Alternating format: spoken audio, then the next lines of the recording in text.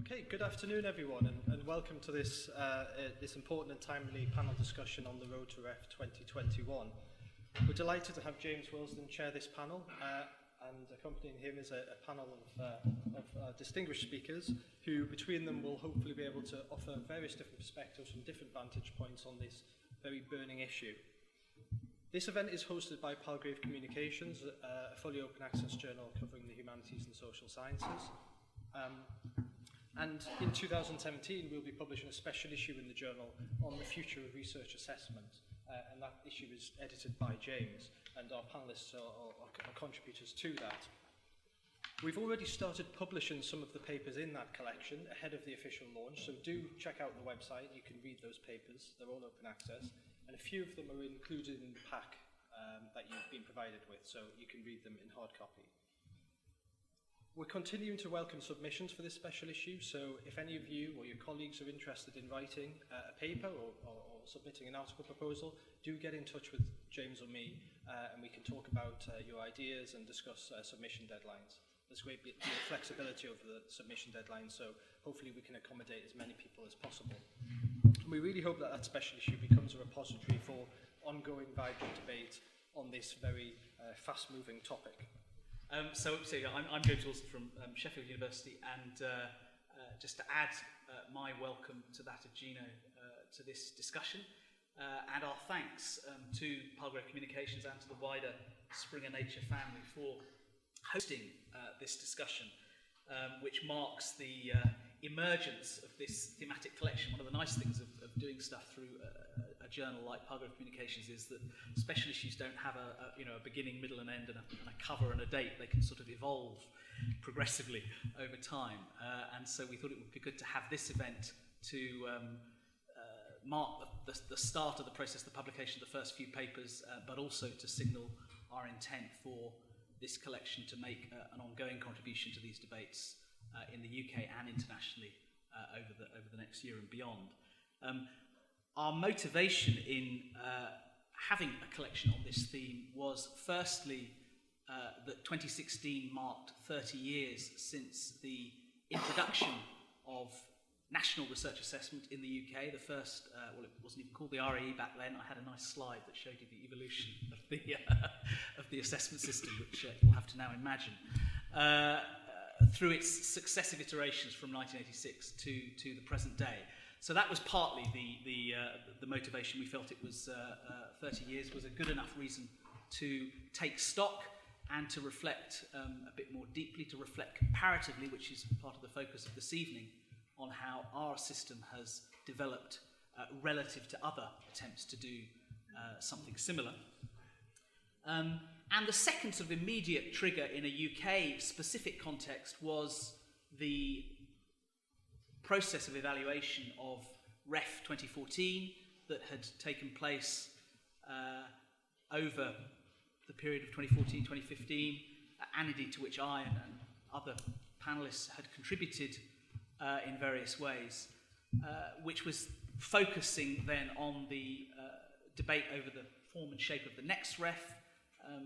The Stern review, Nick Stern's review of the future of the exercise, was published in the summer of this year, at the end of July. And we scheduled this event originally on the assumption that HEFGI's technical consultation that follows the Stern review would be in our grubby paws by now, and we'd be able to talk in part around some of the issues that were thrown up in that consultation. I will leave Stephen Hill to explain to us all the mysterious delay that has entered into that process. I've heard various conspiracy theories in recent days.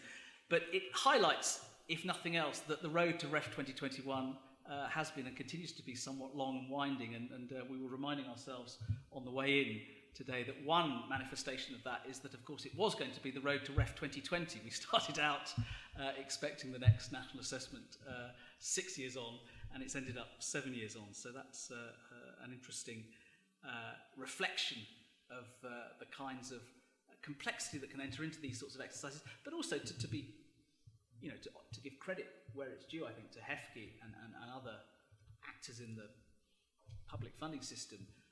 I think it's a reflection of the seriousness with which this process of evaluation and reflection has been undertaken in the UK. I think if you take the totality of the body of evaluation studies that HEFGE commissioned following Ref 14 and add to that somewhat independent processes like my metrics review and then of course the Stern review itself, you have a system that, if nothing else, has really tried its very best to evaluate comprehensively and systematically the good, the bad and the ugly when it comes to research assessment. And we hope, of course, that whatever comes out of the yet to be defined HEFGE technical consultation pipe will lead us to a better system still for 2021. That's certainly the hope and aspiration that the Stern review embodies.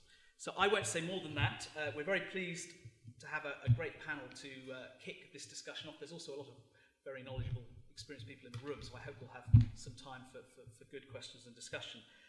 Our speakers, we're going to run in the following order. Stephen Hill will speak first.